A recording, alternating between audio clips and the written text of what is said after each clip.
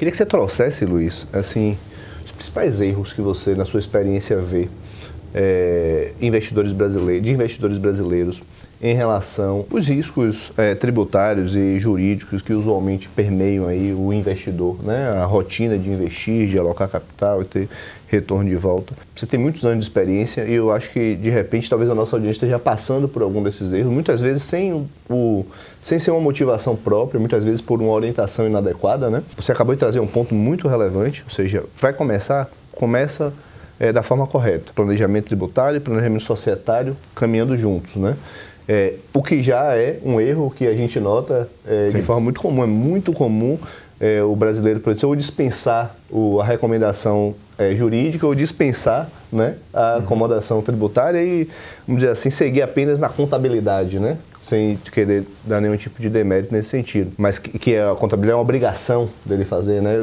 Não faz parte, ela é quase que uma consequência do planejamento, né? Sim.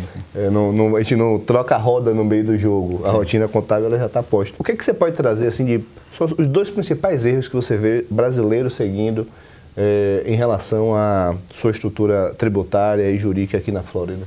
Acho que a gente pode separar em duas categorias aqui principais, que é os erros do dia a dia da operação da empresa e o erro da estruturação. Vamos iniciar pela estruturação, como você bem comentou, olha, a pessoa vai começar a investir, mas não quer realmente se aprofundar na análise para ver qual que é a melhor estrutura para ser adotada para o caso concreto. Simplesmente, por exemplo, conversou com um amigo, com um parente, falou, não, abre uma empresa ali, compra um imóvel e vai tocando. Não sabe se essa estrutura vai ser de fato a que vai trazer a proteção, o benefício fiscal que você almeja.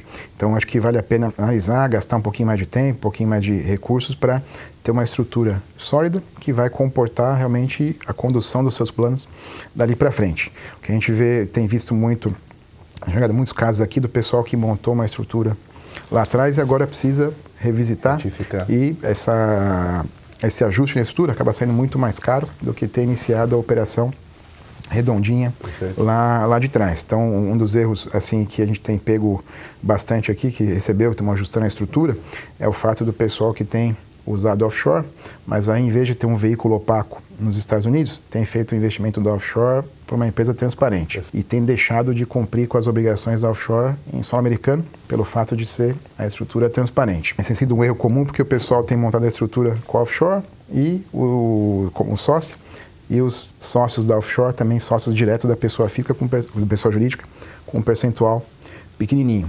E aí só tem se atentado para a obrigação da pessoa física e não da offshore. Sim. Então isso gera uma exposição que pode ser expressiva em cada ano. Seria aí uma multa, pelo menos, aí dependendo do que a empresa fizer, de $25 mil por ano. Então, sim, alguns cuidados são importantes e esse é um erro que é comumente cometido aí por algumas pessoas que investem no exterior.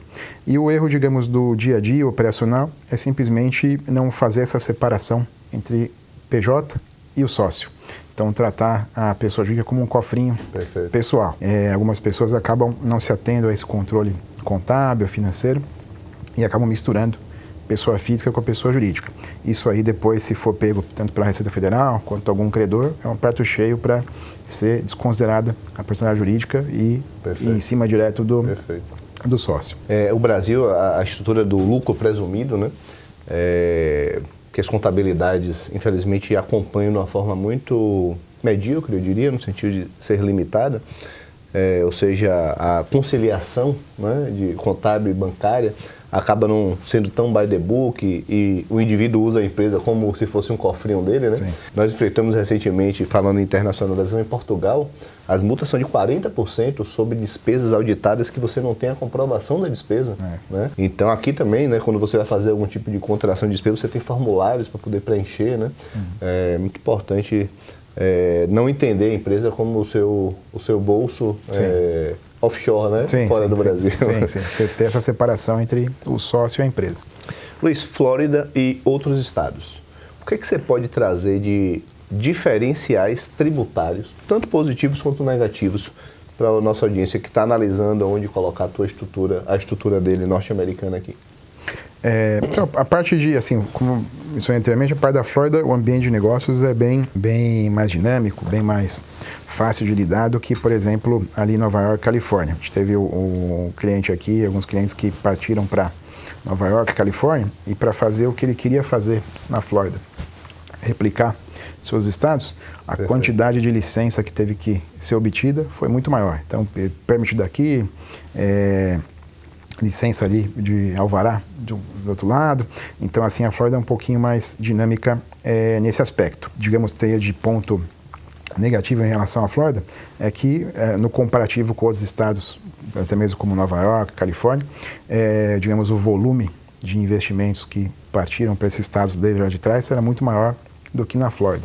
Então, hoje, como a Flórida teve esse boom de investimento, ela está agora se ajustando um pouquinho mais o ambiente, os regramentos, para receber esse novo fluxo de investimentos pesados que estão ocorrendo. Principalmente ali Miami, a região de Miami tem tido um boom grande. O pessoal fala a próxima Manhattan ali, não sei se vai ser, né? Vamos ver.